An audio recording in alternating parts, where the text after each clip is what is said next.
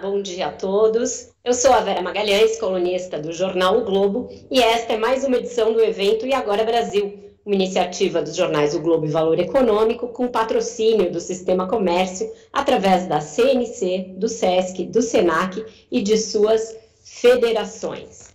Neste encontro, o segundo do projeto neste ano, nós vamos discutir o novo arcabouço fiscal. Recém-aprovado na Câmara dos Deputados, o projeto do novo arcabouço fiscal será um marco para as contas públicas brasileiras, substituindo o atual teto de gastos. A nova regra busca tornar o cenário fiscal mais previsível, tentando indicar uma trajetória sustentável para a dívida pública.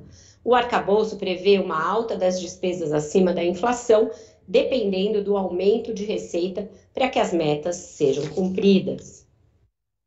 Bom dia, eu sou Sérgio Lamute, editor executivo do Valor Econômico.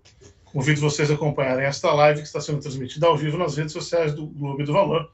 Gostaria de agradecer a presença dos nossos convidados de hoje. Simone Tebet, ministra do Planejamento e Orçamento, e Gabriel Galípolo, secretário executivo do Ministério da Fazenda e indicado para a Diretoria de Política Monetária do Banco Central. Bom dia a todos. Bom, vamos começar então. A gente vai, ao longo de 1h30, esmiuçar os vários aspectos do projeto que foi aprovado pela Câmara e vai agora para o Senado. Teremos também perguntas que foram enviadas pelo Sistema Comércio, pela CNC, e eu e o Sérgio vamos nos alternando aqui para entrevistar os nossos dois convidados. Eu vou começar com uma pergunta comum a ambos, e aí depois a gente passa, então, a bater uma bola mais específica com cada um de vocês. Queria ouvir da ministra e do secretário qual é o saldo final do projeto que saiu da Câmara, o saldo do relatório do deputado Cláudio Cajado, que foi aprovado com uma ampla maioria pelos deputados, e a expectativa de se ele deve sofrer novas alterações no Senado. Bom dia. Bom dia, Vera, bom dia, Lamute, bom dia, Gabriel Galípolo, secretário executivo do Ministério da Fazenda, bom dia a todos que estão nos acompanhando nessa live. Se me permitir cumprimentar e agradecer a oportunidade do convite feito pelo Globo, pelo Valor, pelo grupo CNC, poder estar conversando com a população brasileira e tratando de um tema tão relevante quanto esse novo regime jurídico fiscal sustentável que o governo federal do presidente Lula está apresentando ao Brasil.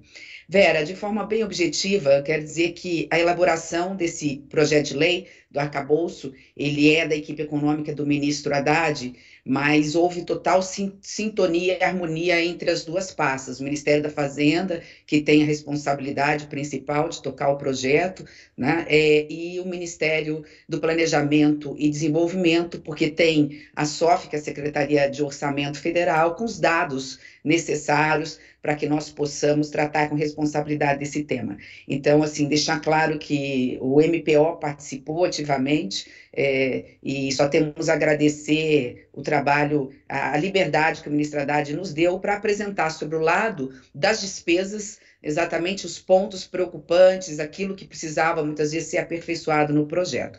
A sua pergunta, de forma objetiva, tem uma única resposta, né? O relator Cláudio Cajado, e em nome não só dele, mas dos líderes da Câmara dos Deputados, aperfeiçoou o arcabouço. É óbvio que um ou outro ponto o Ministério do Orçamento tentou implantar e não conseguiu, mas eu posso dizer no saldo que o saldo é positivo. Nós temos hoje um arcabouço, pelo menos que sai da Câmara, crível, flexível, sustentável, que substitui um outro arcabouço chamado teto de gasto, que já não se sustentava mais. Então, assim, acredito que agora o trabalho a ser feito no Senado se houver a possibilidade, nos colocar à disposição do Senado para eventual esclarecimento, e se for da vontade soberana do plenário do Senado Federal, estar subsidiando com números, com dados, para que eles possam aperfeiçoar ainda mais o arcabouço. Bom dia a todos, Vera, Sérgio, ministra Simone. Bom, eu queria começar agradecendo o Valor e o Globo pela oportunidade de que, você sabe, Vera, que eu estou em aviso prévio aqui, né, no Ministério da Fazenda, indicado aí não é correndo o risco de não ser aceito no novo emprego, a depender do que aconteça na sabatina no Senado, mas ao final, aqui no aviso prévio, vocês me dão essa oportunidade de estar num debate junto com a ministra Simone, que eu não vou poder me furtar aqui de dizer. Ela deixou de ser professora há algum tempo, desde que virou senadora e assumiu outras atividades como prefeita, mas eu fiz um curso de pós-graduação aqui com ela. Ter trabalhado próximo dela foi um privilégio incrível. Aprender com ela, ver como ela atua, é uma coisa realmente... Sou um fã da ministra Simone Tebet, e a contribuição dela em todo esse processo, não só no arcabouço, tem sido... É impossível a gente expressar aqui o quanto ela tem nos ajudado, a coragem, a dedicação, a compreensão de todos os temas que muitas vezes são muito áridos ali, e ela sempre, de maneira acertada e assertiva, induzindo a gente para as decisões mais corretas. Então não podia deixar de fazer esse comentário aqui. Do ponto de vista do que é o resultado do arcabouço, eu acho que é bem na linha do que a ministra estava comentando. Ele não é um resultado, ele não é um arcabouço. Às vezes eu vejo as pessoas debatendo, em especial meus colegas economistas, e eles tratam o arcabouço como se fosse, ou o novo regime fiscal sustentável, como se fosse um paper de economia, né? Ou seja, eu achava que deveria ter feito mais isso, mais aquilo. Na realidade, ele parte do princípio que isso é uma construção democrática, né? Um debate que reflete a composição de forças que foram eleitas, né? Então, desde o início, esse processo da construção desse novo regime fiscal foi feito discutindo de maneira ampla, né, com a ministra Simone, com o Banco Central, com o ministro Geraldo Alckmin, com a ministra Esther, com a Casa Civil, SRI, depois com o próprio presidente Lira, com o deputado Cajado, com os líderes da bancada, com o Senado agora. Então, a gente vem construindo isso para que ele seja o resultado de uma construção democrática, né? E que eu acho que vem tendo sucesso, né? Como disse bem a ministra, não só do ponto de vista político e de atendimento das demandas que existem, que estão contempladas no programa de governo do presidente Lula, mas também do ponto de vista do mercado, né? Lógico que quando a gente vai ouvir entrevistas ou colher opiniões, vão existir divergências, críticas, elas são sempre positivas, né? Tem quem acha que deveria ter apertado um pouco mais, tem quem acha que está apertado demais, sempre, né? Mas quando eu olho para o mercado e para o que vem acontecendo com o preço dos ativos, que é sempre uma referência que eu gosto muito de olhar, a gente vê que desde da divulgação do arcabouço ou do novo regime, as taxas de juros longas vêm cedendo, né? E você já tem uma projeção para um médio prazo, curto prazo, de taxas de juros menores na precificação do mercado. O câmbio atingiu um novo patamar. É lógico que, como dizia um economista, o chato do câmbio flutuante é que ele flutua, ele vai estar sempre alterando ali em torno de um novo patamar, mas o patamar que a gente assiste é um patamar já bem mais confortável de câmbio, né? E as próprias projeções que a gente tem feito, como foi dito já até pelo presidente do Banco Central, Roberto Campos, e outros analistas de mercado, que aquele risco que existia de uma trajetória mal comportada ou explosiva da relação dívida-PIB, ele foi afastado a partir do anúncio do novo regime fiscal. Se a gente não está discutindo, pelo menos eu não estou. Desculpe. Exato, seu áudio está mutado. Desculpe. Então, eu queria fazer uma pergunta para a ministra sobre um aspecto do arcabouço. Ele depende do aumento muito forte de receitas para que as metas sejam cumpridas, já que ele prevê despesas sempre subindo acima da inflação, né, naquele intervalo de 0,6 a 2,5.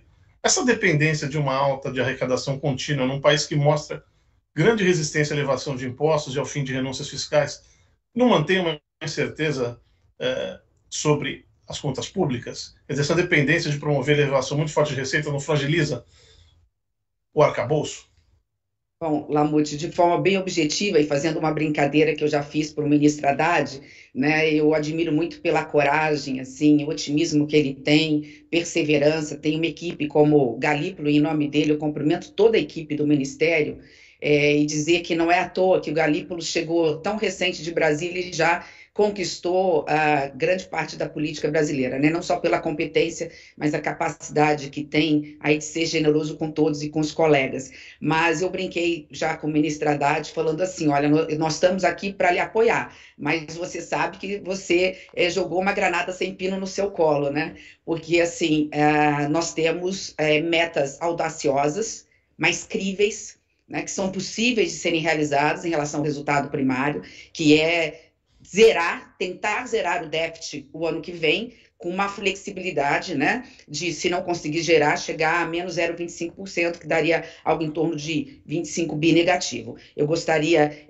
de já começar dizendo que é um desafio, sem dúvida, mas é crível, é possível, e o Ministério do Planejamento e Orçamento está pronto, ao lado da equipe econômica do Ministério da Haddad, para poder fazer todas as contas, pelo lado, inclusive, da despesa, para de que forma nós podemos ser eficientes, né, garantir a qualidade dos gastos públicos, fazer o dever de casa, para que nós possamos, pelo lado do Ministério do Orçamento, ajudá-lo nessa missão. Mas, se você me permitir, eu acho que, até para que todos que estão nos ouvindo possam nos entender e sair um pouco do economês, a gente transformar um pouquinho, né, essa live numa linguagem mais política, para que as pessoas possam entender um pouquinho. A gente precisa voltar um pouquinho no tempo, não precisa voltar 4, 3, 2 anos, não, mas voltar a 31 de dezembro do ano passado. E lembrar, assim, que fruto de uma pandemia, que eu não vou discutir a questão política de como foi mal conduzida, nós saímos, o Brasil saiu, não só com mais de 700 mil mortos, mas nós saímos muito empobrecidos, como o mundo saiu.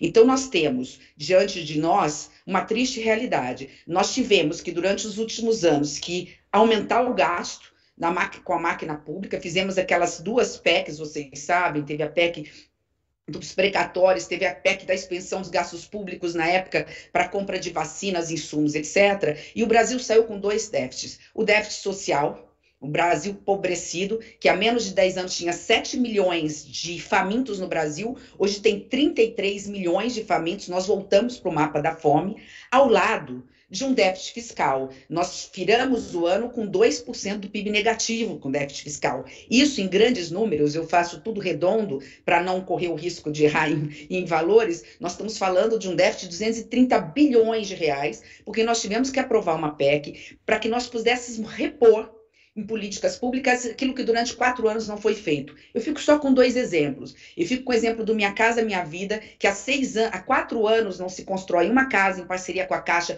para quem ganha até 1,5 salário mínimo, portanto um déficit habitacional imenso, né? Aliado a, por exemplo, a não atualização da merenda escolar para as nossas crianças nos últimos 5 anos e meio. Qual é o saldo disso a longo prazo, diante de todas as políticas públicas erráticas que foram cometidas, não só em 4 anos, no caso desse caso específico até mais, né? 40% das nossas crianças, Vera, têm insuficiência em matemática, em gramática e em ciências.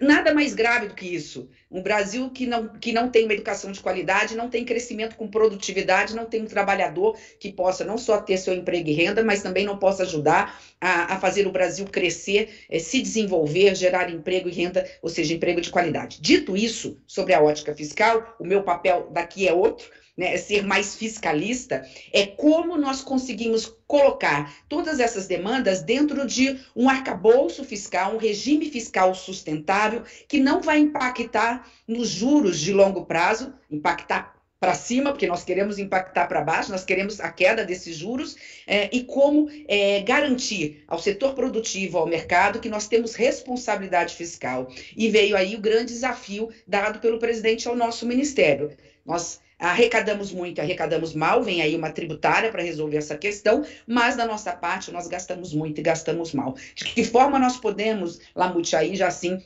respondendo a sua pergunta, ajudar o Ministério da Fazenda sobre essa ótica, né? No lado das despesas, garantindo com avaliação periódica desses gastos, que nós possamos garantir qualidade desses gastos e eficiência desses gastos. Isso significa, por exemplo, no Bolsa Família, ver que lá atrás foram ampliados em 4, 5 milhões, pelo menos, de famílias unipessoais que nós não sabemos se tem direito ou não. Então, o Ministério do Desenvolvimento Social fala já que é possível reduzir esse gasto na ordem de 7 bilhões de reais. Claro que uma parte dela pode ser devolvida para famílias que estão precisando, mas sobre o lado das despesas, nós estamos falando de contenção dos gastos. Pelo lado da Receita, o ministro Haddad, com a coragem que ele é particular, tem mandado e mandou uma série de medidas tributárias para o Congresso Nacional. Algumas já foram aprovadas. Aí eu vou passar a bola para o Galípolo, ele me ajuda nisso, mas nós tivemos, por exemplo, o fim do aproveitamento dos créditos CMS. né, no pagamento do PIS e COFINS. Parece-me que o ano que vem pode dar uma receita de 60 bi.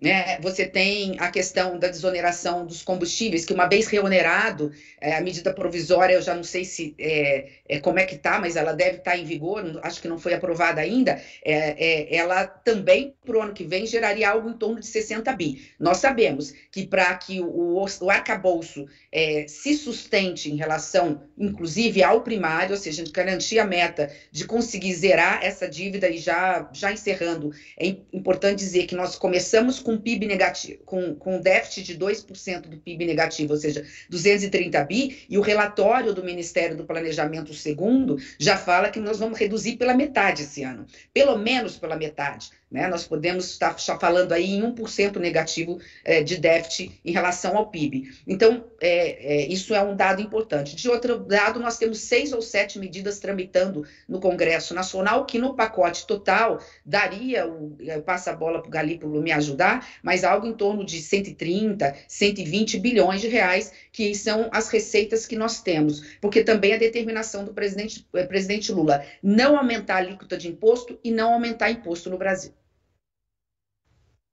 Desculpa, eu fui muito longa na resposta, mas achava importante essa introdução. Você quer complementar alguma coisa, Galípolo? Depois eu tenho uma pergunta específica, diga. Não, eu acho que a ministra foi perfeita na fala dela, e acho que assim, a questão do desafio está muito calcado na linha que a ministra colocou, da coragem do que a gente está enfrentando, porque fazer o mesmo ajuste de sempre, ou seja, o ajuste sobre os lombos das mesmas pessoas, né, que seria cortar programas sociais, cortar lugares onde existe uma deficiência e um déficit de atendimento para a população, em especial após a pandemia, como bem disse a ministra, onde a população empobreceu muito, né, seria reproduzir alguma coisa que já foi feita algumas vezes na história do país. Né?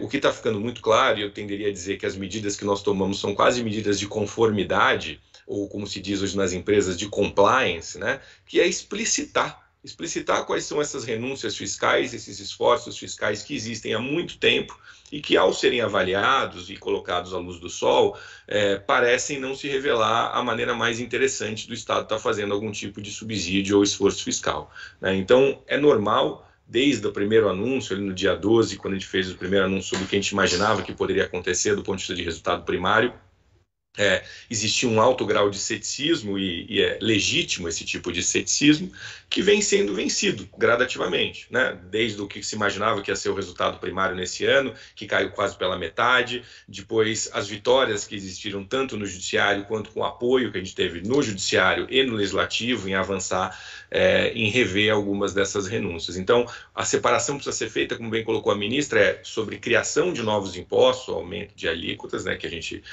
vem evitando fazer, com a outra que é colocar à luz do sol quais são os tipos de renúncias que tem e a preferência por fazer o esforço fiscal naquilo que é mais progressivo, que ajuda a distribuição de renda, que ajuda as pessoas que mais necessitam, que ajuda no aumento da produtividade da economia.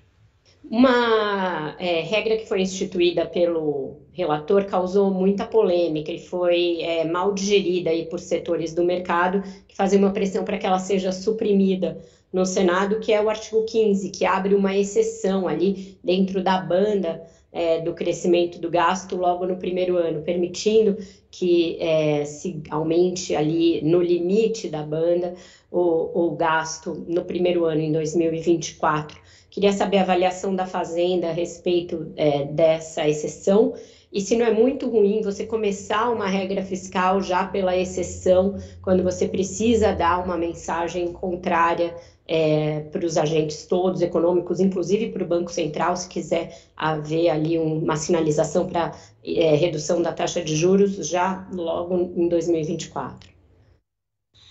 Então, Vera, eu acho que tem alguma confusão e algum ruído, e aí é normal acontecer esse tipo de confusão e ruído. Por exemplo, até quando começou os cálculos, foi feito até por um economista que é um colega meu, querido amigo, que disse que tinha um tipo de uma expansão que chegava a 80 bi.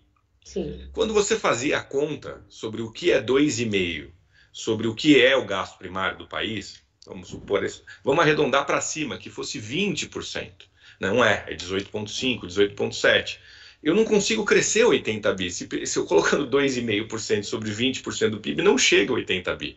Se eu já tenho um piso de 0,6, a diferença entre 0,6 e 2,5 é 38. Então, assim, a conta ali tinha Eu incluí essa questão dos 80 bi na pergunta, mas... Não, o que eu quero dizer, tipo, no teto. esse é um primeiro ponto de uma primeira leitura que eu acho que foi feita, que é normal, é complexo, está todo mundo tentando fazer suas contas, e é difícil porque do lado de cá a gente tem muito mais acesso à informação mesmo, e a função, quando eu estava do outro lado do mercado, era essa mesmo, tá tentando entender o que vai dar e qual é o impacto. Então aqui em nenhum momento eu estou fazendo uma crítica à pessoa, só estou dizendo que às vezes acontecem esses tipos de ruídos. E acho que a ministra Simone vai poder me ajudar aqui também nessa resposta. A gente estava fazendo reuniões recentemente sobre isso. A verdade é que, do jeito que está a regra, a coisa está muito mais apertada do que parece. O problema é o contrário. Eu acho que isso vai vir à luz do sol rápido e as pessoas vão entender que o tema que a gente vai ter que enfrentar é outro.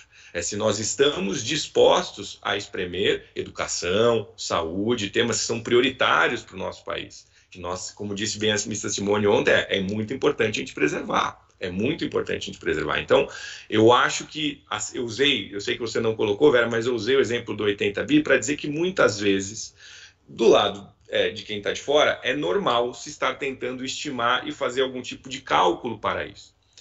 Mas eu acho que conforme esses cálculos forem ficando mais claros, vai ficar claro para todo mundo que está olhando que, na verdade, o problema é de outra natureza, da natureza inversa. Da natureza de quão apertado e desafiador está esse orçamento, né? Mesmo com uma regra de partida, que é o que já foi feito no passado em outras regras, né?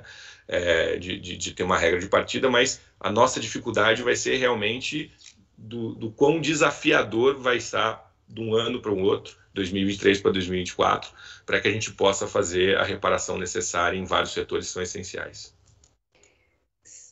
Se me permitir, Vera, só para complementar, acho muito a sua pergunta é fundamental, porque ontem foi a razão principal da reunião que nós tivemos no Ministério da Fazenda, a equipe do Ministério do Orçamento. Primeiro, o arcabouço apresentado pelo ministro Haddad, pelo Ministério da Fazenda, não foi um arcabouço que tinha gordura, ou seja, vamos mandar algo maior, mais robusto e deixar com isso espaço para negociação, para cortar, para fazer modificação. Então, isso é um dado importante como ponto de partida. Por quê? Porque nós já tínhamos, do ano passado para esse ano, contratado o aumento de despesas discricionárias muito relevantes para a população. Eu falei do Bolsa Família, mas tem o projeto Minha Casa Minha Vida, tem a farmácia popular que precisou restaurada.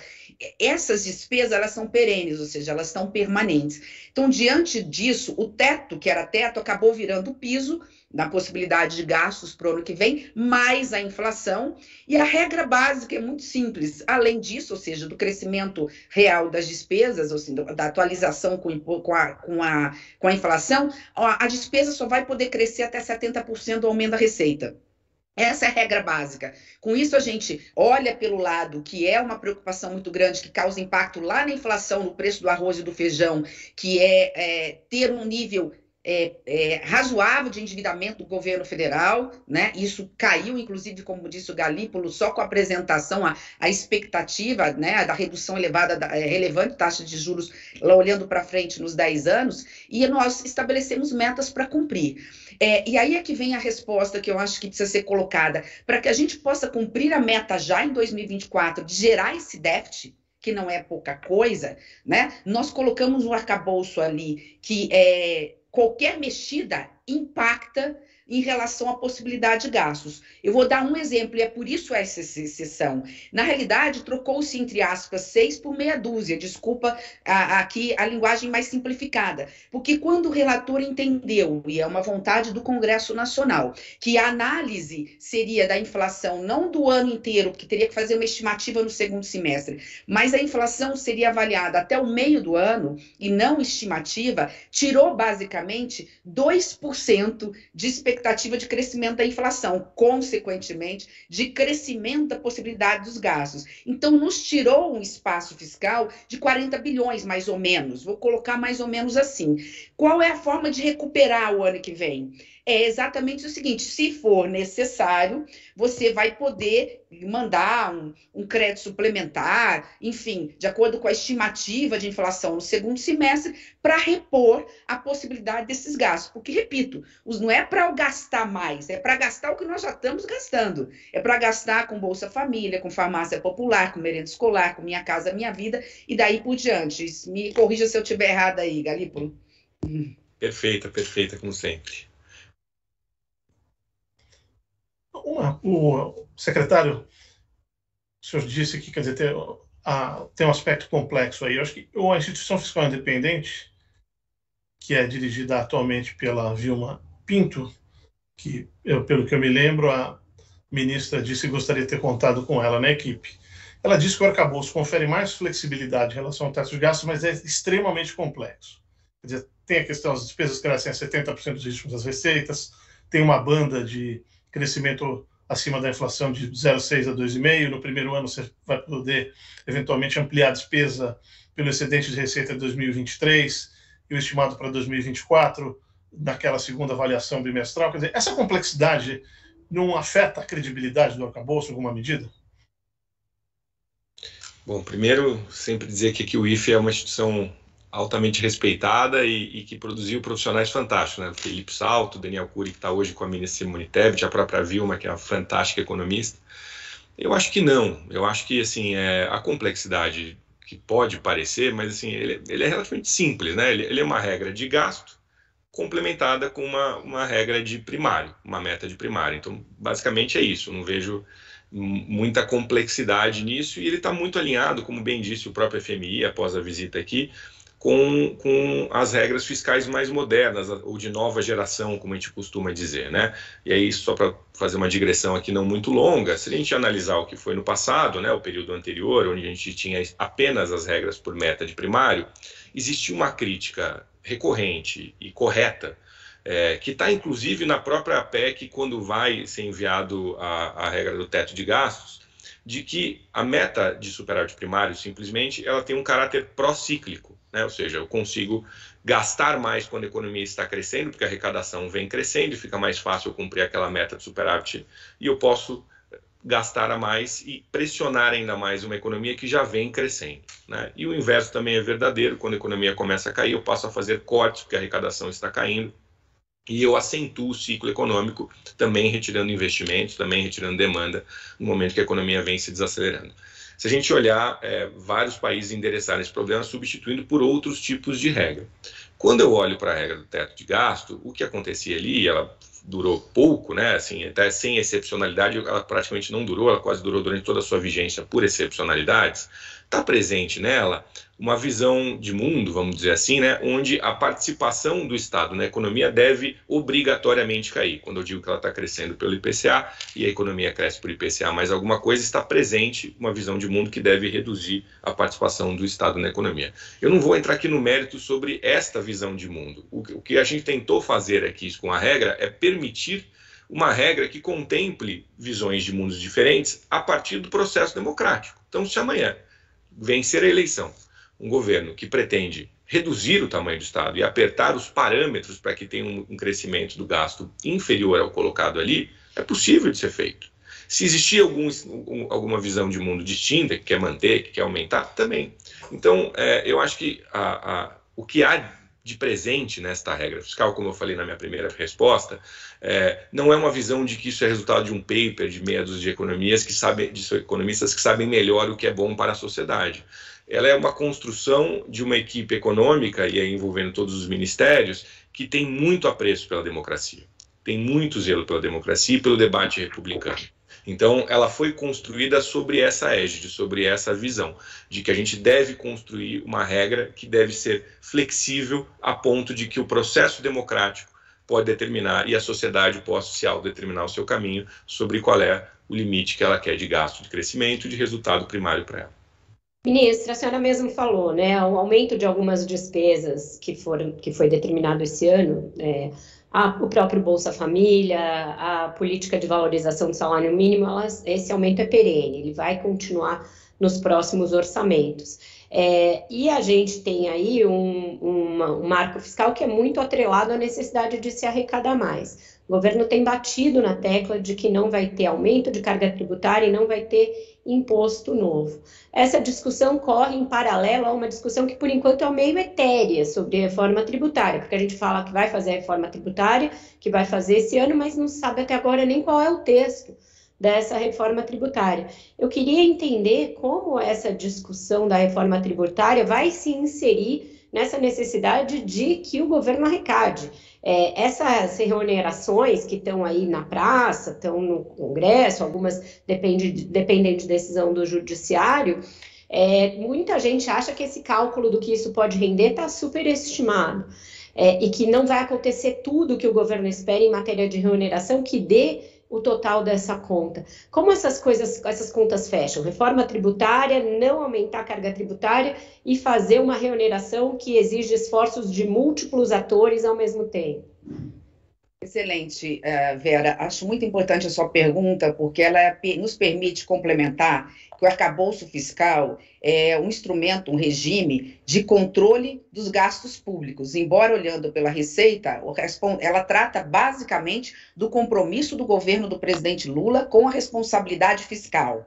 E isso é importante porque nós estamos falando de um governo que tinha a fama de ser um governo expansionista com gastos públicos, irresponsável, e escolheu alguém mais liberal para fazer parte da equipe exatamente no Ministério que trata dessa questão fiscal e orçamentária. Então, assim, é importante dizer que, embora elevando essas despesas discricionárias, elas já aconteceram no passado e elas permanecem. A solução é o arcabouço fiscal, estabelecendo regras críveis, flexíveis, para que a gente possa garantir a responsabilidade social com a população brasileira, mas sem descuidar do fiscal. Ela é uma das pernas desse tripé.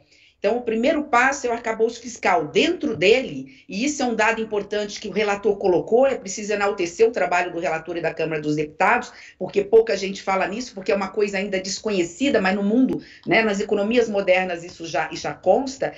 Ali, nós vamos ter o MPO vai ter um papel decisivo nessa disciplina fiscal, que é promover processos orçamentários modernos de antecipação de riscos fiscais. Então, nós vamos estar, pelo lado da despesa, Vera, que é a tua pergunta, controlando a cada 2 meses, mostrando se vai haver necessidade de bloqueio, de contingenciamento, antecipando os riscos fiscais, qual é o impacto, e foi incluído agora um instrumento que é o processo de revisão de gastos. E ele vai abre-se um parênteses, o processo de revisão de gastos significa necessariamente corte, é você ter qualidade de gastos públicos para gastar bem o pouco que se tem, automaticamente você tem economia. Então, sobre o lado do arcabouço, ele não vem apenas com o objetivo de aumentar a receita. As pessoas falam muito, porque a gente tem um pacote de medidas que precisam, sim, você tem razão, sair ou de decisão judicial, ou de medidas por atos normativos do Ministério da Fazenda, ou decreto presidencial,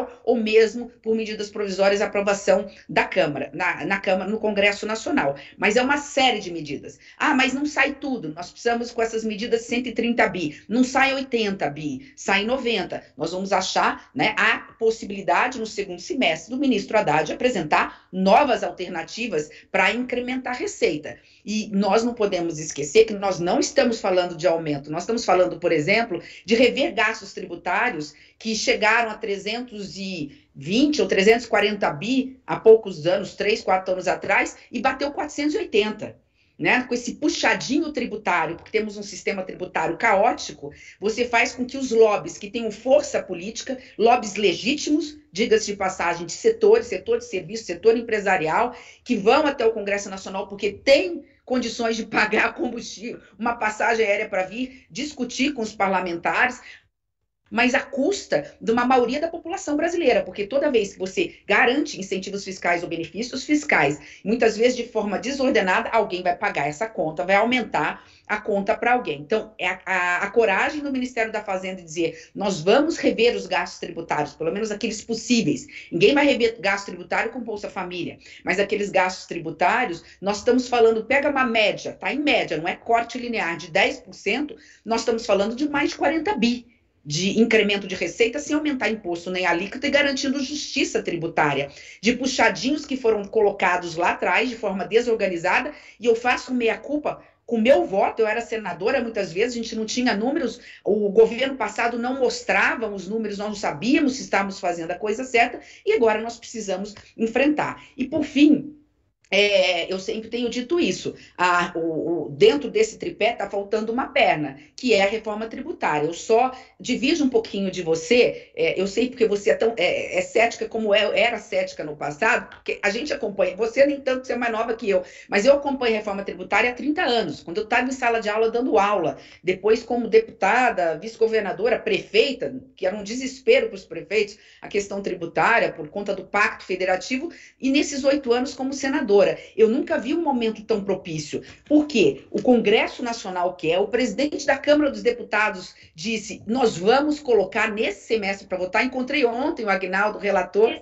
Ministra, qual é o texto que vai ser? Mas o texto, eu conheço já o texto. O texto é uma simbiose, ou seja, o texto a PEC 45 com a 110, com algumas regras, estabelecendo muito simples. Vai ser, a princípio, que a Câmara pode mudar no plenário.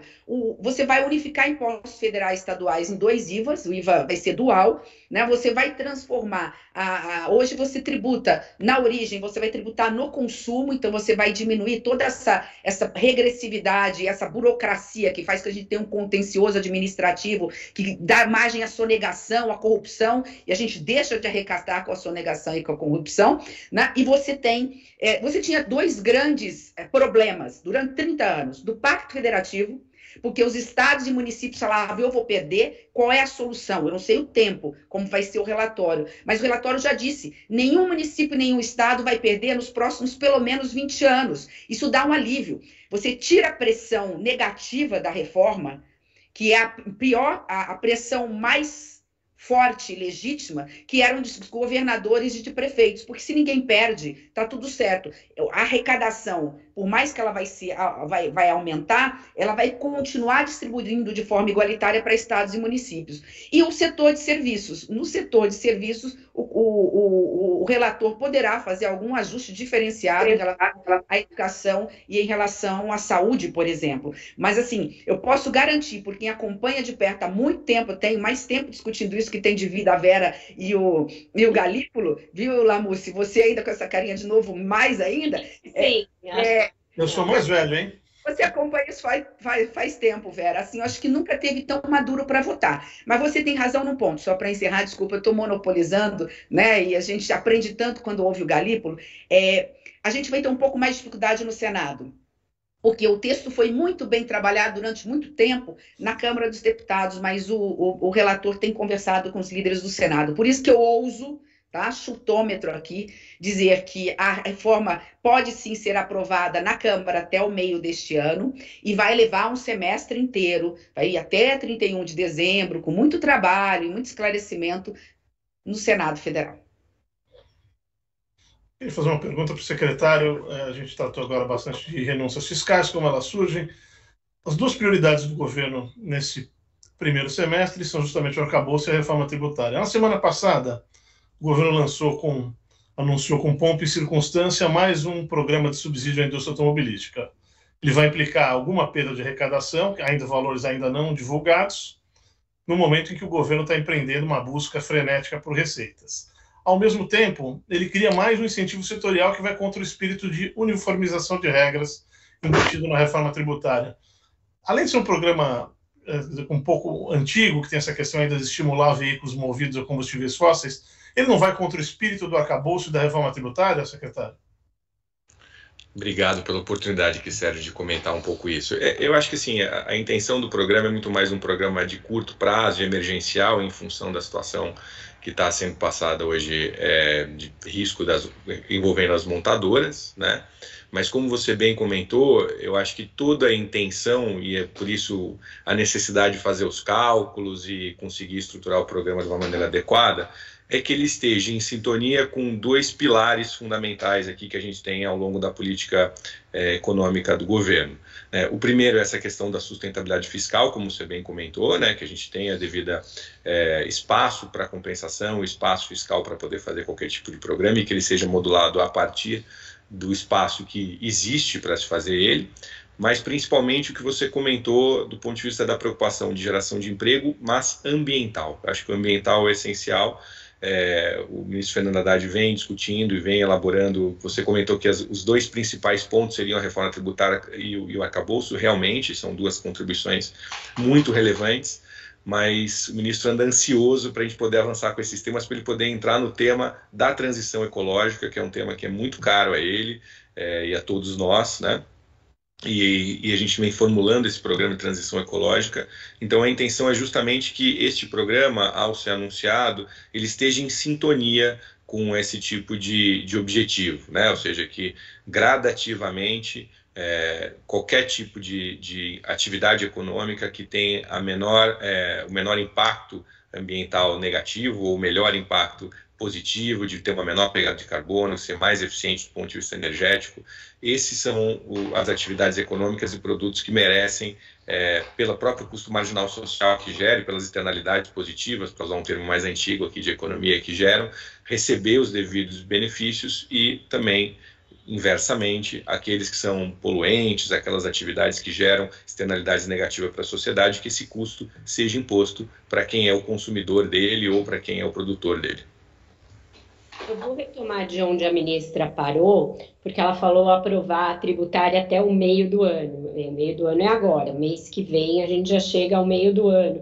E tem a necessidade de terminar a votação do arcabouço, que eu acho que vai acontecer no Senado rapidamente, mas também de votar a LDO e talvez de ver como ela se compatibiliza com esse arcabouço. Não é mais factível imaginar que a tributária vai ficar inteira para o segundo semestre, tanto na Câmara quanto no Senado, e que isso já é uma hipótese otimista diante do grau que a discussão está? Eu não sei se a ministra caiu, porque a imagem dela travou para mim. A senhora me ouve? Não, travou. Acho que travou. Vai, não é você, Galípolo, então... Não, eu vou relatar, eu acho que vale a pena eu relatar aquele almoço que ficou conhecido, né, e foi divulgado, que foi na casa do presidente Pacheco, né, do Senado, onde estavam diversos integrantes das principais atividades econômicas, né, como se costuma apelidar, uma parte relevante do PIB estava lá, né, estava vários representantes legislativos, inclusive o presidente Arthur Lira e o presidente Pacheco, o ministro Fernando Haddad, o presidente Roberto Campos, né, entre outros que estavam lá de muita relevância. E eu fiquei muito impressionado com o nível de consenso e com a concordância sobre o senso de urgência na necessidade de avançar tanto com o arcabouço e, em especial, com a reforma tributária. De quanto a reforma tributária é uma contribuição relevante para a gente simplificar o nosso sistema tributário, que é absolutamente caótico, para a gente acabar com distorções que geram problemas de alocação, problemas de produtividade, problemas de competitividade para o país, que dificultam quando a gente quer apresentar para o investidor estrangeiro. E naquele momento foi colocado como meta, inclusive, por vários que estavam ali presentes, que a gente consiga avançar com uma primeira aprovação ali até o recesso. Então, eu fico muito contente de ver o quão engajados estão diversos atores relevantes da sociedade. O texto, terminar esse grupo de trabalho, apresentar o relatório do deputado Aguinaldo e votar no plenário da Câmara em um mês. Não é factível. Eu cubro o Congresso há muito tempo, há tanto tempo quanto a Simone diz que espera uma reforma tributária. Não é factível. Eu entendo, Vera, e assim, de novo, esse não é factível, a gente vem escutando desde o começo que a gente entrou no governo sobre várias medidas que a gente vem tomando, né? E eu acho que tá tudo certo, você tem muita experiência, muito mais do que eu aqui, não porque eu sou mais velho que você, mas porque você cobra mais tempo, eu sou novato aqui em Brasília. Mas eu estou animado em ver que quem realmente pauta e quem realmente coloca está se colocando como meta esse objetivo. E acho, Vera, que o que a gente precisa considerar, assim, não é um texto que começa do zero, entendeu, Vera? Aquilo que a ministra Simone vinha dizendo, de que já existe uma maturidade de discussão há bastante tempo, há muito, muito tempo mesmo, sobre o que a reforma tributária deve caminhar, o que deve avançar, e as conversas que o meu querido amigo Bernardo Api vem fazendo já há bastante tempo, a gente precisa lembrar que ele está aqui como secretário especial de uma secretaria provisória, ou seja, a gente acredita realmente que vai sair. Ele está aqui há muito tempo e já está fazendo esses debates, fazendo essas discussões. Eu sei, mas é que só um IVA ou o IVA dual já mudem muito o que vai para cada um. Mas você conhecendo o seu amigo Fernando Haddad, você deve imaginar que a gente não está esperando sentado para ver o que vai acontecer. A gente vem trabalhando nas várias alternativas, né? Então, assim, a gente vem trabalhando nas diversas alternativas e considerando essas possibilidades. É lógico, a gente, como dizia alguém sobre o futuro, só é possível especular. Está tudo na mesa, tudo colocado. Mas a nossa função aqui é menos torcer e mais trabalhar para que isso possa acontecer da maneira mais rápida possível, porque a gente realmente acredita que a reforma tributária é uma contribuição muito importante para o país. Tem uma pergunta aqui do sistema CNC que eu queria fazer, que é sobre a questão de juros e de crescimento do PIB, é uma pergunta que eu também queria fazer. Quando a gente olha o projeto de lei de diretrizes orçamentárias, ali as estimativas para crescimento de 2024 a 2026 são na casa 2,3 a 2,8, dependendo do ano. O Focus aponta uma taxa entre 1,3 e 1,8 nesse mesmo período, né, entre esses anos. Esse otimismo, de onde vem esse otimismo com a atividade econômica? E isso leva, obviamente, a uma taxa, uma dívida, uma trajetória mais benigna para a dívida bruta. O governo não está sendo muito otimista com a taxa de crescimento? Quer dizer, o Brasil não tem... se a gente olha de 2014 para cá, quer dizer, houve uma exceção no ano passado, que cresceu acima do esperado, mas o Brasil tem decepcionado em termos de crescimento na última década. Esses números não estão muito otimistas de crescimento? Está mudo. Está mudo, secretário. Desculpa. A gente volta sobre o tema sobre especulações sobre o futuro de novo. Mas eu acho que sobre essa questão da relação dos juros, da dívida e do crescimento, tem um debate que está sendo colocado de maneira muito clara e pertinente pelo presidente Roberto Campos, que é, se a gente partir do pressuposto que o PIB potencial do país está lá em 1,5%, 1,6%, e que a taxa de juros, que é chamada neutra, né, está entre 4% e 5%, com alguns modelos que estão sendo colocados, aí não há modelo que dê conta, porque a premissa, a resposta do que vai sair do modelo está contida na premissa. Concorda? Se, por acaso, o PIB cresce a 1,5%, só para facilitar, e a dívida cresce a 4,5%, bom, se um está crescendo 3 vezes mais do que o outro, está muito claro que a relação dívida-PIB não vai se comportar bem, né? Ao que o presidente do Banco Central vem dizendo, a única solução que diz para isso é para o país crescer mais. Nós precisamos trabalhar em reformas como a reforma tributária, em temas que permitem que o país possa crescer mais, né? E eu acho que a gente vem trabalhando nesse sentido. Se a gente pegar, voltamos ao tema do ceticismo, né? Se a gente pegar entre janeiro, dezembro e agora, as revisões que vêm de grandes bancos e grandes analistas vêm revendo o PIB para cima, né? Com uma visão mais otimista. Mesmo com essa visão mais otimista de um PIB que vem crescendo mais, a inflação vem se comportando bem. Então, como eu disse sobre o tema da reforma tributária, cabe a gente aqui trabalhar para que a gente entre num ciclo mais positivo, onde a economia possa apresentar um crescimento maior, onde a gente possa ter um cenário de uma inflação bem comportada, para que possamos ter uns juros que permita ter a economia e a sociedade que a gente deseja.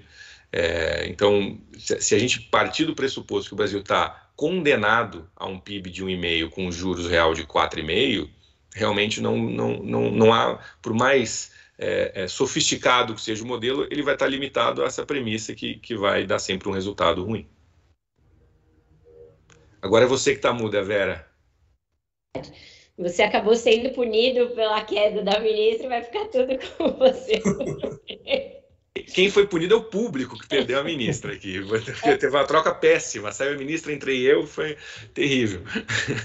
Você falou em transição ecológica, você está nessa sua transição de chapéus aí, de cadeiras, e a gente tem uma reunião do CMN neste mês que vai entrar amanhã, e tem uma enorme expectativa em relação à discussão sobre metas de inflação, porque ela está ligada de alguma maneira a tudo isso que a gente está tratando aqui, expectativa para crescimento, para inflação, para juros, etc.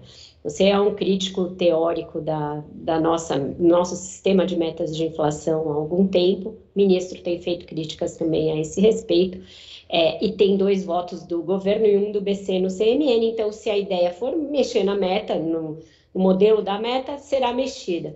Queria saber o que você pode antecipar para quem está nos assistindo, em termos de qual é o direcionamento que o governo vai dar para essa próxima reunião do CMN.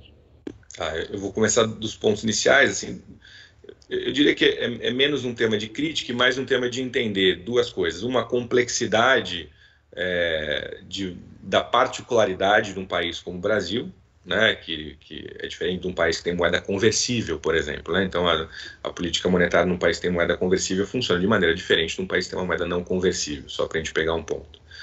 Quanto ao que o próprio Ministério ou o ministro vem fazendo, eu acho que está mais associado a algo que é cotidiano na prática aqui da equipe econômica ou das equipes econômicas no passado também, que é ter esse diálogo sobre quais são as atualizações que podem ser feitas em qualquer tipo de política pública, mas aqui no caso no regime de metas de inflação, à luz das melhores práticas internacionais. Então, quando a gente vê o ministro falando sobre esse tema, é justamente sobre esse tema de estar comparando e analisando com o que há lá fora e muito subsidiado nesse debate que integra todos os ministérios e o próprio Banco Central dentro da equipe econômica, né?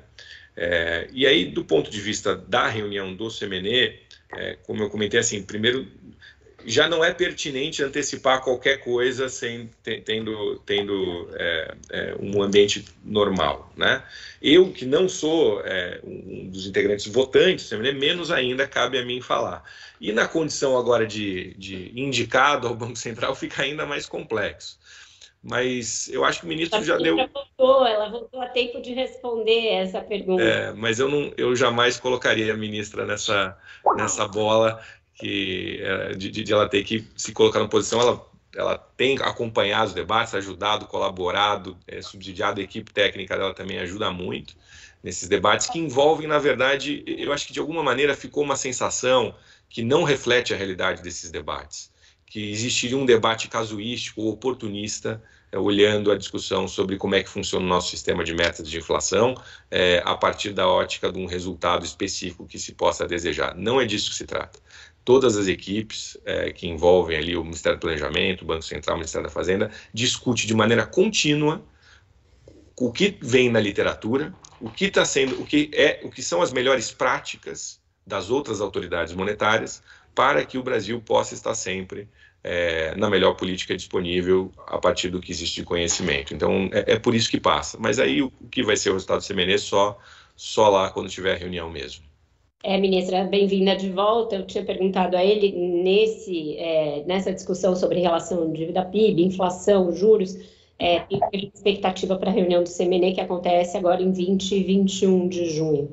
E a senhora é uma das integrantes e queria saber o que a senhora pode dizer a respeito da possibilidade da gente rever não a meta para 23 ou para 24, mas o sistema todo, a maneira como é feito o cálculo da meta de inflação no Brasil. Tá bom, Vera. Primeiro, peço desculpa, eu tive que sair do meu computador e vir aqui temporariamente no meu celular, então pode ser que eu esteja mal enquadrado ou a imagem não esteja boa. Espero que estejam me ouvindo bem. Fechando uma caixinha e abrindo outra, então, só para a gente não falar só do copo meio vazio, como foram colocadas todas as preocupações absolutamente pertinentes, feitas tanto por você tanto pelo Lamouche, que é a preocupação do mercado, de investidores em relação a arcabouço, só para não deixar essa caixinha aberta, na minha parte, dizer assim, eu estou muito convicta e o nosso Ministério está 100% envolvido numa grande missão que nós temos, que é fazer o Brasil crescer pela primeira vez na sua história de forma sustentável e duradoura. Há 30 anos o Brasil não cresce, porque crescimento a menos de 1% ao ano não é crescimento num país econômico que se plantando tudo dá, que é o maior produtor e exportador de proteínas animais do mundo. Então é crescimento sustentável, duradouro, com inclusão social. E no nossa parte, vocês sabem a minha visão econômica, não se faz isso sem reequilíbrio dos gastos públicos. Nós estamos imbuídos já agora, desde agora, o arcabouço saindo da pauta, nós vamos estar falando de avaliação de políticas públicas de controle de gastos, que, como eu disse, a revisão de gastos, não necessariamente cortes, para adequar o compromisso social com o fiscal. Então, assim, fechando essa página, que eu acho que nós não vamos voltar mais, falando em relação à questão da meta de inflação, é uma não discussão, como disse Galípolo. Qualquer coisa que saia da fala do ministro da Fazenda, do secretário executivo ou da ministra do Planejamento impacta o dólar e a Bolsa. E eu, assim, para ser muito sincera, foi interessante ontem, depois da nossa reunião, onde nós tratamos de tudo, até da questão do carro popular que foi mencionado aí. Caiu a minha ligação justamente na hora que o Galípolo foi comentar a respeito da transição energética, verde, sustentável, renovável, até outros temas. E o assunto CMN não foi discutido, porque numa não discussão. Uma semana antes, 5 dias antes, nós vamos sentar, eu, ministro da Fazenda, se houver a necessidade, inclusive, do presidente do Banco Central, e no CMN nós vamos discutir isso, mas nós não estamos falando de meta de inflação, até porque nós só temos números bons, né? Eu vou tratar aqui de um tema que não é meu, mas os parâmetros econômicos apresentados pelo Ministério da Economia, na Secretaria de Políticas Econômicas, do Guilherme Mello, já primeiro a gente falou o copo meio cheio. Nós estamos falando de um PIB que vai crescer pouco este ano, que a gente espera que chegue aí a 1,9, é pouco para o Brasil, né? A média é crescer menos que isso, mas ainda assim 1,9 é pouco. Mas nós estamos falando de uma projeção de crescimento em 2024, os números que nós estamos apresentando, de 2,3, 2,4. Quando a gente fala de crescimento, a gente fala de arrecadação. Se aumentar imposto. Então, nós estamos falando de receita que está entrando independentemente de qualquer coisa. Eu acho que essa caixinha precisa ser colocada. Da mesma forma, a taxa de inflação. Ela continua numa trajetória de desaceleração. A informação que a Fazenda, com os especialistas, né? Eu sou estagiária nessa questão. Nós saímos de, 10% há 2, 3 anos atrás da inflação. Batemos no ano passado quase 6%. A estimativa desse ano é menos que 6%. E 2024 não chegar a 4. Então, diante de todos esses cenários, né, a gente tem expectativa muito mais do que falar em meta de inflação, de mexer com meta de inflação, de que o Banco Central, no segundo semestre, comece a baixar os juros. Tá? Por quê? Porque todos os fatores macroeconômicos, né, sejam fatores, não vou discutir os fatores externos que influenciam também nessa conta, mas os fatores internos, eles estão positivos. Nós estamos falando de uma estimativa oficial de queda de inflação este ano comparado ao ano passado, o ano que vem comparado a esse ano. Nós estamos falando de um crescimento do PIB. Hoje mesmo saiu um dado interessante, né, que é em relação a uma deflação em relação aos preços no atacado, graças à nossa safra. Então, nós temos números macroeconômicos muito positivos, muito diferentes daquela época em que tivemos que chegar a 3,75. Quando nós falamos, por exemplo, estávamos no meio de uma pandemia, um desgoverno que não tinha responsabilidade fiscal, que não tinha compromisso, não sabia para onde ir, porque não tinha nem Ministério do Planejamento. Então, no meio de uma pandemia, na maior crise sanitária do Brasil, não tinha uma carta náutica, não tinha uma bússola para saber para onde ir. A gente foi fazendo puxadinhos que resultou nesse déficit fiscal de 2% do PIB. Nós estamos reduzindo, então, resumindo, estamos reduzindo o déficit fiscal pela metade, a inflação está caindo, a expectativa para o ano que vem é a mesma, aumento da arrecadação fruto do crescimento do PIB, independente das ações do ministro Haddad. Tudo isso nos leva, misturando meta de inflação com queda de juros, que é o que nos aflige mais, que o aumento dessa taxa de crescimento do PIB, que vai garantir essa inclusão, sem pressionar a inflação, que é a missão principal nossa, né? É um caminho para o crescimento sustentável, duradouro, para os investimentos, ganho de produtividade, e, óbvio, manter aí, que tem a ver com os juros de longo prazo, essa dívida pública sob controle. Então, resumindo, né, disse isso tudo para não responder a tua pergunta, porque eu não posso responder. Mas coloquei alguns elementos novos e importantes dentro do debate. Acho que é importante. Ministra, a senhora deu uma entrevista para o Valor no fim de abril, em que disse que a expectativa era aprovar o arcabouço na Câmara em maio e, no mais tardar, na primeira semana de junho no Senado. Quer dizer, a senhora acho que acertou bastante o cronograma, pode não ser na primeira semana de junho, mas tende a ser aprovado rapidamente. E a senhora continua. Aprovado o arcabouço, qual vai ser a desculpa do Copom para não baixar a Selic ainda que em 0,25 ponto percentual? A maior parte dos economistas que acompanham o BC mais de perto acha, porém, que não vem um corte agora. O próprio presidente do Banco Central tem dito que não há uma relação mecânica entre a aprovação do arcabouço e política monetária. Se o Banco Central não cortar os juros na reunião desse mês, vai ser um erro? Não, Lamúcia, até eu a complementei dizendo que achava que a partir de agosto nós já temos condições, né?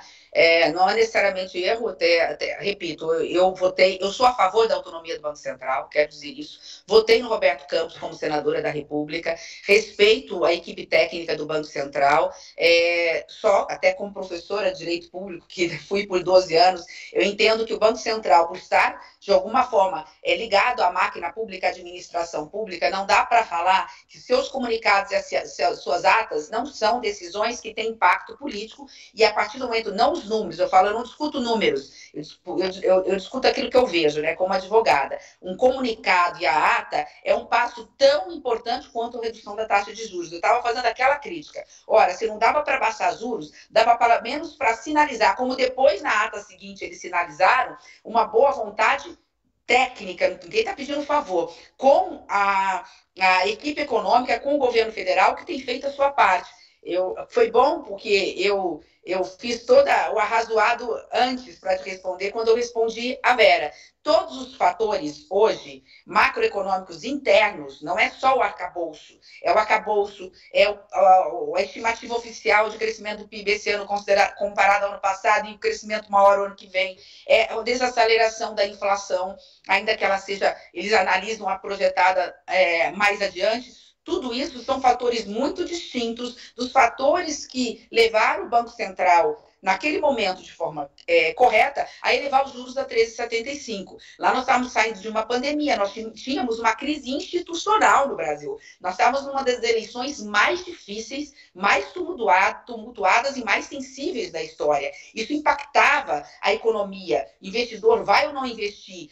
Uma pauta regressiva na área ambiental, gerando um trancamento de investimentos de recursos internacionais no Brasil, em função da má condução da agenda ambiental. Hoje nós não temos nada disso. Então, o que eu digo só é que todos esses fatores têm que ser colocados em questão, por isso eu ouso dizer que não há justificativa no segundo semestre, já em agosto, para que a taxa de juros, a não ser que o fato relevante, excepcional, novo, surja no meio do caminho, se não pelo menos sinalizar uma queda de taxa de juros a médio prazo, por exemplo, já diminuindo em 0,25 na reunião do Copom de agosto deste ano.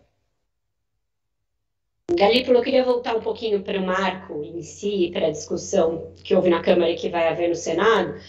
Algumas mudanças substanciais introduzidas pelo relator foram na questão dos gatilhos e sanções, que não são sanções criminais nem eleitorais, mas algum tipo de regra para não cumprimento de metas que foram introduzidas, e ele tirou das exceções e incluiu naquilo que está dentro do arcabouço, dentro de um novo teto, por assim dizer, algumas despesas que a Fazenda originalmente não tinha incluído.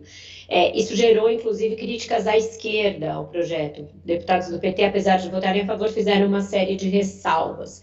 Eu queria saber se você espera que essa dinâmica se mantenha no Senado, a tentativa de afrouxar ainda alguns controles por parte dos partidos de esquerda e a de introduzir um maior rigor, portanto, apertar alguns parafusos por parte do centro e da centro-direita, e se tem como o projeto permanecer inalterado dentro dessa dinâmica. Olha, Vera, foi realmente um trabalho incrível que foi feito pelo relator Cajado e pelo presidente Lira de conseguir costurar essa complexidade que você acabou de relatar, assim, é exatamente isso, né? E a gente vai, dependendo de com quem você dialoga, você vai encontrar certezas graníticas, maciças e esféricas diametralmente opostas sobre o que se deve ser feito, né? Então, assim, realmente é uma costura bastante complexa de ser feita, e daí um pouco aquela minha fala de que é normal, né, que muitos dos meus colegas economistas, ou até quem está no mercado, às vezes analisa de uma maneira quase que acadêmica, olímpica, o projeto, mas a realidade é que o projeto reflete, tende a refletir qual é a conjunção de forças que foi eleita na última eleição, e eu acho que o relator foi muito habilidoso nesse processo como um todo, em dialogar com o governo, com as diversas forças políticas das diversas matizes ali, e a gente é muito grato ao relator e ao presidente Arthur Lira pela vitória expressiva que pela votação expressiva que recebeu o arcabouço, né? E acho que, assim, as forças políticas vão se mimetizar claramente também em qualquer outra casa que tenha essa discussão, mas a gente tem um ótimo diálogo com o presidente Pacheco, e a gente espera poder estabelecer esse diálogo e poder ter bom termo também no resultado ali. Dá só um spoiler aqui para a gente. Espera só um minuto, ministra. A senhora também pode contribuir com isso, que é a sua casa. O relator tende a ser o senador Omar Aziz mesmo? Já está acertado isso? Eu estou sabendo tanto quanto você pela imprensa, se vai ser ele ou não. Tanto quanto você pela imprensa. Mas a gente não... Essa é uma definição ali da casa, do Senado. Mas a ministra pode falar muito melhor que eu, tenho certeza. Que tem essa informação privilegiada. Vera, sabe que uma coisa que eu acho importante, até uma forma de já agradecendo a oportunidade de participar aqui do grupo, não vamos sair aqui sem entregar pelo menos alguma coisa nova para vocês, né, Galípolo? Eu sei que o bom jornalista é aquele que faz 3, 4 vezes a mesma pergunta de forma diferente, a gente acha que a pergunta é nova e acaba entregando. Então, a Vera, de novo, entrou numa questão que nos permite avançar um pouquinho em relação assim, como é que fica no Senado? É óbvio que a soberania do plenário do Senado vai dizer, não somos nós. Cabe a nós apenas fazer um contraponto a uma narrativa entregue nos últimos dias pelo mercado que não condiz com a realidade dos números. Como disse Galípolo, o mercado tem os seus números, mas não tem números que só a SOF, a Secretaria de Orçamento Federal, tem, né, e que compartilha, por exemplo, com o Ministério da Fazenda. Ontem a reunião foi clara. A mudança em relação, por exemplo, à análise sobre a inflação do IPCA nos tirou um espaço fiscal considerável, porque 2% de inflação a mais ou a menos impactaria eu poder gastar mais ou a menos. Então, nós vamos mostrar que não há espaço, e olha quem está falando é uma fiscalista, quem está falando é alguém que controla gastos. Este é o meu papel. Mas, diante do que a gente tem e apresentou para o Congresso Nacional, o arcabouço ficou mais restritivo e não menos restritivo do que se refere a gastos. Isso não tem nada a ver se vai aumentar ou não receita, porque aí a receita impacta lá no primário. Nós estamos falando no novo teto. O novo teto, aumentando ou não a receita, do jeito que está, eu vou ter, e aí é o dado novo que eu quero passar em primeira mão, isso é oficial, e depois, óbvio, que você, mês a mês, refaz os cálculos, mas hoje, nos parâmetros de hoje, eu teria que cortar de despesas discricionárias algo em torno de 32, podendo chegar a 40 bilhões de reais, com uma simples alteração que o relator democraticamente, legitimamente fez. Inclusive, ele nos avisou que faria, e a gente reconhece, de novo, a soberania da Câmara dos Deputados. Então, essa informação é importante para a gente fazer o contraponto com essas informações do mercado. Tem que ser um arcabouço ainda mais restritivo. Chegar para os senadores e falar, olha, se não dá para restabelecer um ponto ou outro, que se permaneça o arcabouço como está, porque restringir mais significa ter que cortar, inclusive, despesas com emendas parlamentares, porque a gente tem 5 componentes que são, entre aspas, imexíveis, né? Que não podem ser alterados. Você tem que recalcular aí, por exemplo, o ano que vem, você volta a ter o percentual do PIB, percentual de investimento para a educação, para a saúde, ele vai absorvendo o espaço fiscal que eu posso com outras despesas. Você tem um certo piso de investimento, você tem as despesas que são discricionárias, mas são impositivas, emendas individuais e de bancada, mas eu vou precisar cortar, a depender da forma como está, porque, repito, não tem a ver com aumento de receita, mas tem a ver com um teto já estabelecido pelo novo arcabouço que foi aprovado, de algo em torno de 32 podemos chegar a 40 bilhões. Aí, para não cortar, aí eu complemento, Lamus, para não cortar, controle de gastos e corte de gastos. A gente vai ter que fazer escolha, política é a arte de escolher prioridades, mas o Congresso precisa saber que o arcabouço vai exigir corte de gastos o ano que vem, para estabelecer os pisos mínimos de investimento, se a gente mantiver o arcabouço nesse aspecto. Pode chegar a custeio da máquina, pode chegar a despesas com emendas, sim, pode chegar. Não significa que vai chegar. Eu queria fazer uma pergunta para o secretário, falando dessa relação entre política monetária e política fiscal. No dia 10 de maio, o senhor já tinha sido indicado para diretores de política monetária, o senhor disse que a minha indicação visa facilitar o diálogo de harmonização entre as políticas monetária e fiscal. A expectativa é que eu possa colaborar nessa introdução de diálogo. Queria que o senhor elaborasse um pouco como o senhor vê essa relação entre as duas políticas e respondesse uma coisa que muita gente no mercado se pergunta, que é: o senhor acredita no regime de metas de inflação como o melhor arranjo para guiar a política monetária? Todos os diretores e presidentes do Banco Central, desde 99, quando o regime foi instituído, operaram de acordo com as regras do regime, com ênfases e nuances diferentes. O senhor acredita no regime de metas de inflação, com esse melhor arranjo para a política monetária? Foi engraçado, porque parece um ato de fé, né? Mas, na verdade, assim, é um pouco mais pedestre do que isso. O regime de metas de inflação, ele é praticado quase que por todas as autoridades monetárias, né, que a gente tem no mundo. Então, acho que se trata menos de uma questão de um ato de fé mesmo, né, mas sim de como é que estão as melhores práticas ao redor do globo. Então, sim, né, a autoridade monetária do Brasil funciona por um sistema de metas de inflação.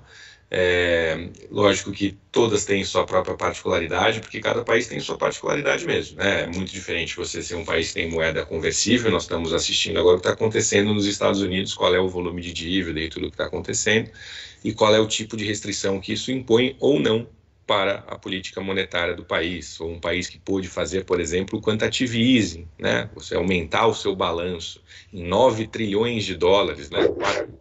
4 trilhões e meio, está dando um eco agora no momento aí. Vocês estão com eco também? Indo bem, não. Não, tá bom. 4 trilhões e meio durante o período quantitative easing, mais quase 4 trilhões e meio, um pouco mais até, durante a Covid, é um grau de liberdade que um país, por uma questão que envolveria uma digressão um pouco mais ampla aqui, tem, que o Brasil não tem. Quando eu comparar também com outros países que estão com problema de restrição de moeda estrangeira, como é o caso da Argentina, né, com crise no balanço de pagamentos, vão sofrer outros tipos de restrição. Então, sempre é necessário fazer uma separação entre o que é a realidade de cada país, né? E do ponto de vista da articulação entre política monetária e fiscal e harmonização, é um tema que eu já falo há bastante tempo. Seria leviano da minha parte fazer uma crítica especificamente ao governo passado, porque essa é uma crítica que é possível de ser feita por muitas décadas para trás, né? Em função desse tipo de particularidade que eu vinha comentando antes, e aí eu também gosto de fazer essa pontuação para não parecer que é um problema da pessoa, ou seja, que a pessoa fez isso, a pessoa fez aquilo. Se a gente vê isso se repetindo várias vezes, aquilo deve ser um problema estrutural, né? Ele se repetiu em governos diferentes, de matizes ideológicas diferentes. A gente assistiu que o Brasil tomou medidas numa política fiscal num sentido e monetária num outro sentido, de maneira compensatória. Isso está associado a essa particularidade da economia brasileira e da particularidade de como é que isso funciona, né? Isso é muito pouco desejável. Dizer que isso gera um jogo de soma zero seria pouco. Ele é pior do que isso, né? Você está como se a metáfora é como se você estivesse num cavalo e você deu várias voltas na rédea do cavalo para segurar o cavalo de um lado, e do outro lado você decidiu chicotear o cavalo para ver se o cavalo corre. Não vai dar um bom resultado isso, não vai dar um bom resultado. Então a intenção de, quando o ministro Fernando Haddad cita o Blanchard, dizendo que são dois braços de um mesmo corpo, né? O economista Olivier Blanchard, dizendo que tem que trabalhar em harmonia, essa é a intenção de a gente poder criar esse ambiente. E eu acho que esse diálogo vem sendo praticado por essa equipe econômica, né? Ou seja, diversas medidas que vieram colaborando para que os preços de ativos na economia viessem criando um conforto, como a gente comentou: taxas de juros de longo prazo caindo, patamar do dólar em outro patamar, e projeções de PIB e de resultado primário mais favoráveis. Como eu disse aqui no início, na abertura da nossa live, o E Agora Brasil é um evento do Globo e do Valor que tem o patrocínio do Sistema Comércio por meio da CNC e as outras entidades, e eles nos enviam várias perguntas. E elas estão dentro desse escopo que a gente fez aqui, sobre o comportamento da dívida em relação ao PIB, qual é o superávit primário necessário para a dívida parar de crescer. Então, muita preocupação com esses aspectos que eu acho que a gente contemplou bem. Mas tem uma pergunta aqui que parece muito básica, mas que eu acho que ela é boa para quem é leigo e para quem quer entender capítulo a gente está abrindo aí da nossa política fiscal a partir da aprovação desse novo marco. Então, eu queria que o Galípolo, que está aí enredado e vivendo de marco fiscal, resumisse com esse poder de síntese que ele tem, no que o novo arcabouço fiscal é melhor que o atual teto de gastos. Acho que os setores querem isso para se tranquilizar até em relação ao que vem por aí. Perfeito. Eu acho que o teto de gasto visava ter um caráter anticíclico ao permanecer com uma despesa que se mantinha ano a ano. Né? Essa ideia da manutenção é uma ideia de você criar um piso ali de despesa que não corta quando você está caindo a atividade econômica e nem cresce quando está crescendo a atividade econômica. Porém, ao dizer que a despesa crescia exclusivamente pela inflação, ou seja, ela só tinha uma correção monetária, isso estava implícito que a despesa ia perder importância relativa na economia a cada ano que se passa. E a gente viu que fica difícil contemplar isto com as demandas sociais e demandas que existiram nos últimos anos. Daí, tantas vezes se criar excepcionalidades à regra anterior. Essa é uma regra que pretende criar bandas, né, com um limite inferior e um limite superior de gasto, para conservar aquele caráter anticíclico, mas dar uma flexibilidade, um espaço para contemplar aquele tipo de necessidade que a gente vinha comentando antes, mas simultaneamente oferecer uma sinalização de um bom comportamento da relação dívida-PIB ao dizer que a despesa vai estar sempre limitada a um percentual inferior do crescimento da receita, ou seja, a despesa cresce menos do que a receita. Então você garante um superávit a partir daí e simultaneamente garante um caráter anticíclico que contempla uma banda de despesa capaz de absorver essas demandas que a ministra Simone Tebet colocou, que foram eleitas como prioridade na última eleição. Ministra, uma das críticas a que se faz à política fiscal de vários governos, de vários matizes no Brasil, era a falta de revisão e avaliação de gastos. Eu entendo que é uma das prioridades do seu ministério. Isso vai ser feito a ponto de, por exemplo, o que se diz é isso, tem muitos programas que são criados, eles se perpetuam e não se sabe o resultado. A ideia vai ser avaliar periodicamente e, eventualmente, recomendar esse programa tem que ser desativado, tem que ser descontinuado. Isso vai ser feito? Vai ser uma prática para tentar melhorar a qualidade do gasto? Ótima pergunta, Lamúcia, porque ela não deixa de ser uma complementação da pergunta da Vera em relação ao teto de gasto, né? O sucesso da nova regra fiscal é justamente porque ela passa por uma correção dos equívocos, não dos equívocos, mas de algo que condenou o teto de gasto ao fracasso atual, não ao fracasso anterior. O teto de gasto ele era muito rígido e ele dependia para sua sobrevivência a médio prazo do crescimento sustentável e duradouro do Brasil. Ou seja, ele dependia da reforma tributária. E a reforma tributária não veio. O teto de gasto foi aprovado há mais de 5 anos e a reforma tributária não veio. Então, em função disso e da regra fiscal do teto de gasto ser muito rígida, só pode aumentar acrescentar as despesas, somar as despesas do ano anterior mais a inflação, ela dependia de uma reforma que não veio.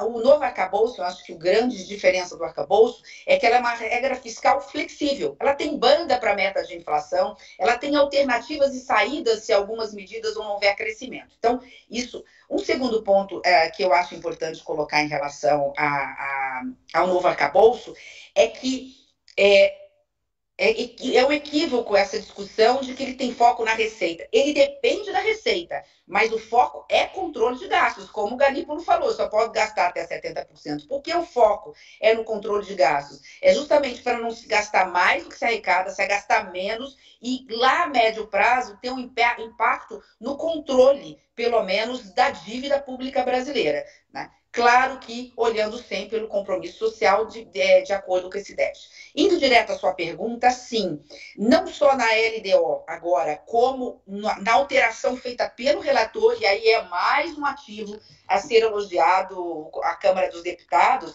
está muito claro a regra de revisão de gastos a ser introduzido já na LDO 2025. Eu não sei, Galípolo pode me ajudar, se o relator antecipou para a LDO 2024, para a PLDO, que é o projeto de lei ordinária. Ou seja, a orçamentação de médio prazo, temos regras claras, transparência, segurança jurídica, de ter de como vai ser gasto esse orçamento brasileiro. Nós vamos deixar de olhar o orçamento só como uma peça anual. Tem dinheiro esse ano e não saber se vai ter dinheiro ano que vem. Até porque uma obra muitas vezes começa esse ano e não termina ano que vem. Quando a gente fala em investimento na educação, não está falando de investimento de 2 décadas. Então, essa orçamentação de médio prazo, que é algo que já existe em outros países, ele surgiu como um piloto, já é um piloto, essa via de metas, na Pilot de 2024.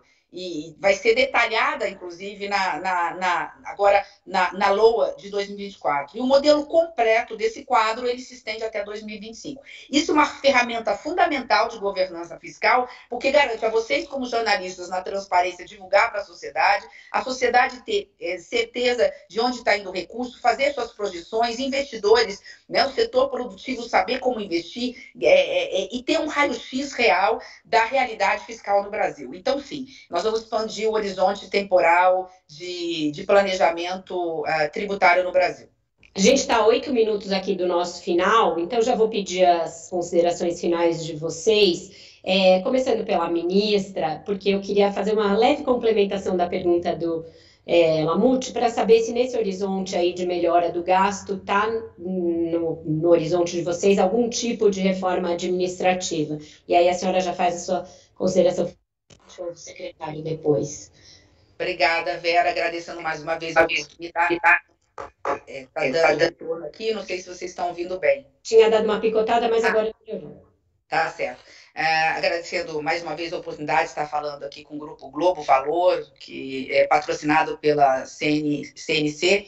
Estar ao lado da Vera é sempre um prazer, Lamouty, e sempre dizer que é muito bom, eu me sinto muito segura quando vou para lives onde está ou o ministro Haddad ou o secretário executivo Galípolo, porque são duas pessoas que eu aprendi a admirar nesse pouco tempo que temos e tenho aprendido muito como ministra, e o nosso papel é realmente dar todo o apoio e suporte técnico para que o Ministério da Fazenda cumpra o seu mistério, que é fazer o Brasil voltar a crescer, gerar emprego, renda, né, tirar o Brasil do mapa da fome, colocar o pobre no orçamento, e quando a gente fala em pobre do orçamento, nós estamos falando da primeira infância, não deixar faltar dinheiro para a educação, nós estamos falando na saúde pública com os nossos idosos, nós estamos falando para os nossos trabalhadores e nossas trabalhadoras em garantir, né, um teto, garantir o programa Minha Casa Minha Vida, para que uma mulher brasileira não tenha que pensar no final do mês se ela paga o aluguel ou se ela coloca comida na mesa. Afinal, é disso que nós estamos falando,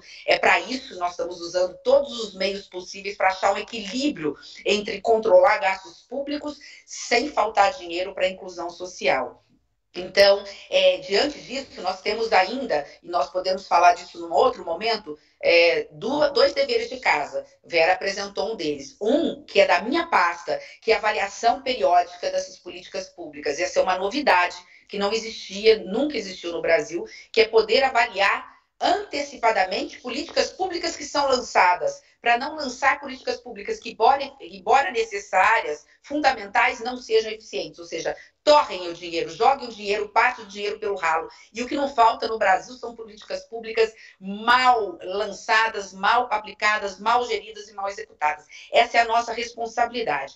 A responsabilidade em relação à reforma administrativa fica por conta do Ministério de Gestão e Inovação da ministra Esther. E ela está debruçada sobre isso. Nós damos o suporte e o apoio, que o nosso ministério é o Ministério Meio, que dá suporte à gestão, dá suporte ao MIDIC, dá o suporte ao Ministério da Fazenda em relação à questão de espaço orçamentário, mas é importante pensar, e eu deixo só essa pergunta, né, de que reforma administrativa nós estamos falando. No mundo de tecnologia, ciência e inovação, é possível cortar gastos, diminuir o custo da máquina pública com tecnologia e inovação. Eu dou um exemplo para encerrar, né, que é a questão dos prontuários eletrônicos, das consultas médicas pelo modo virtual, você tirar o papel e fazer tudo pelo mundo digital, é uma forma de você diminuir a máquina. E, óbvio, a partir do momento que se faz isso, fazer concursos com racionalidade apenas para aquela quantitativo necessário. Então, é isso. Esse é o compromisso do governo federal, né, de fazer o que é melhor para o Brasil, e aqui deixo uma palavra de otimismo,